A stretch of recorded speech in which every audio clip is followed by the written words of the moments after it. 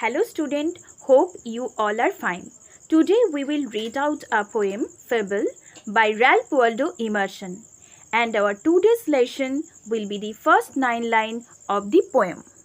So let us know about the poet at first, Ralph Waldo Emerson.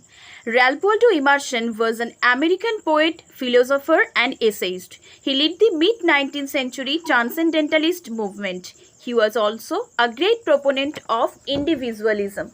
His famous poems include Concord Hymn and Brahma. Now, what is fable?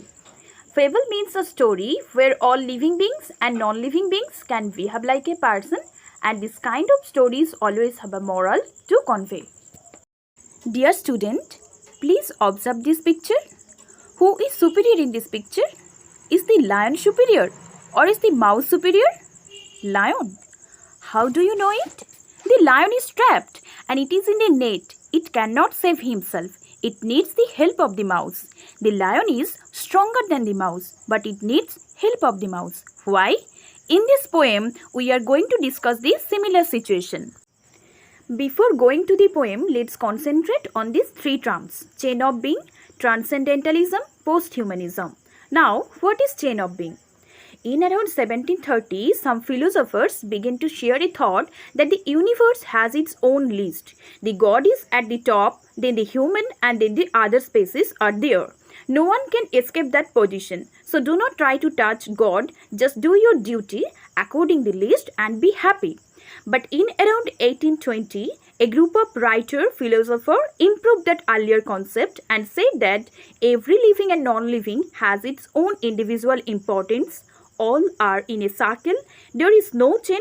Those philosophers were transcendentalists and their philosophy were transcendentalism. Ralph Waldo Emerson was one of them. Let's start the poem.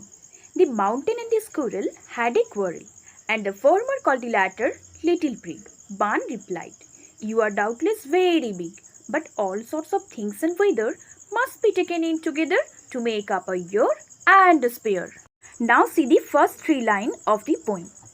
Here in the first 3 lines, the mountain and the squirrel have a quarrel in which the mountain calls the little animal a prig. Now see the next 6th line. Barn replied, "You are doubtless very big, but all sorts of things and weather must be taken in together to make up a year and a spear." So here the squirrel replies that the mountain is without any doubt very big. It then goes on to say that all sorts of things and weather must come together to make a year and a spear. So dear student, through this line, the poet teaches us that nature consists of both biotic and abiotic things. Biotic things like the squirrel are as important as abiotic things like the mountain. Earth exists neither because of big mountain nor because of small squirrel, but because of perfect coordination between the two. Therefore, there is no place of pride in the witty plan of nature. So student, this is the explanation of this line, and we will learn other 10 lines in our next class. That's all for today. Thank you.